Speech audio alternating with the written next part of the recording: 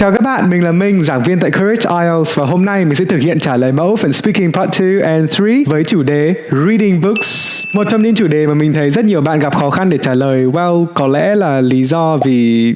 Đây là cue card cho phần Speaking Part 2. Hãy miêu tả một quyển sách mà các bạn mới đọc gần đây. Gợi ý thứ nhất, thể loại sách này là gì? 2. Nội dung sách là gì? 3. Những đối tượng nào sẽ thích quyển sách này? Và 4 là giải thích tại sao cá nhân bạn lại thích quyển sách đó. Khi đi thi, các bạn sẽ có 1 phút để chuẩn bị cho câu trả lời và đây là những gì mà mình đã nốt được ra sau 1 phút. Các bạn hãy chú ý là mình không cần phải trả lời giống y hệt như gợi ý. Các bạn chỉ cần trả lời thỏa mãn với yêu cầu của đề bài, đó chính là miêu tả một quyển sách mà bạn đã từng đọc là được rồi. So, let's get started. A book that I've read and reread for so many times now. It's titled Rich Dad and Poor Dad. I'm pretty sure you've heard of it. It used to be one of the best-selling books in the United States a while back.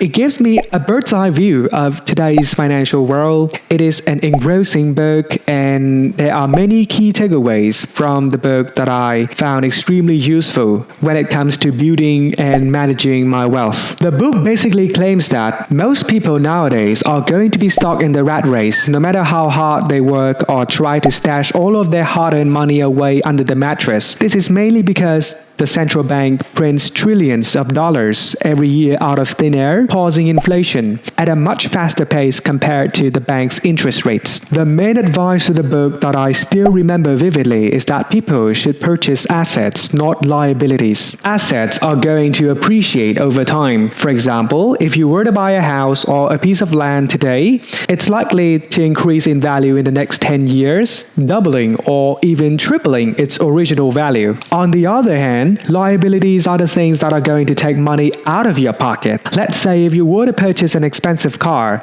its value is going to go down 50% right after you drive it out of the car dealership. So if you want to achieve financial freedom, you should make wise financial decisions over the course of your life. And this doesn't include depositing all of your money into a bank account. Tiếp theo là phần Speaking Part 3, mình sẽ trả lời tổng cộng là 8 câu hỏi như sau. Nếu các bạn muốn luyện tập cùng mình thì hãy pause video lại để tập nói trước khi nghe phần sample nhé.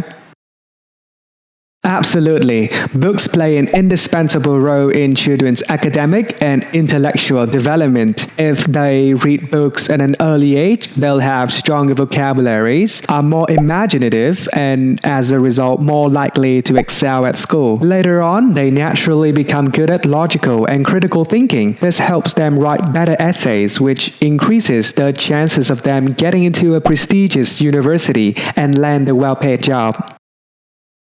The truth of the matter is, reading books is like 10 times better than watching television. Both are passive activities, but at least books give us valuable knowledge about a specific topic. For example, if a kid is really into archaeology and they want to learn all about the ancient Egyptians and the pyramids and the hieroglyphics, then books are definitely the right place to look for that kind of information. TV programs, on the other hand, don't really bring anything to the table. Most of them aren't that educational. They're just your typical escapist fare like Korean dramas with predictable plots and jokes.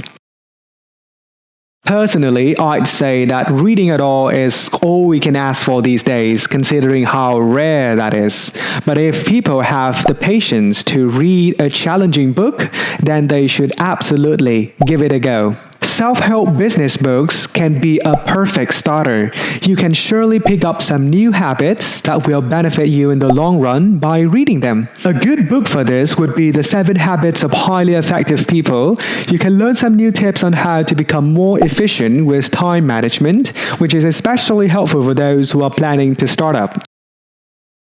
Some people might argue that this is catastrophic to education in general, but I think it wouldn't hurt society that much. Let's say if books were to disappear completely, we would still have social media, so all the information in those books would still be shared around, just through a different medium. Nếu các bạn muốn cải thiện điểm IELTS và muốn mình làm ra thật nhiều những video như này nữa thì đừng quên ấn nút like và icon chuông để nhận được thông báo khi mình mới ra video mới nhé. Thank you guys because it will help me out a lot.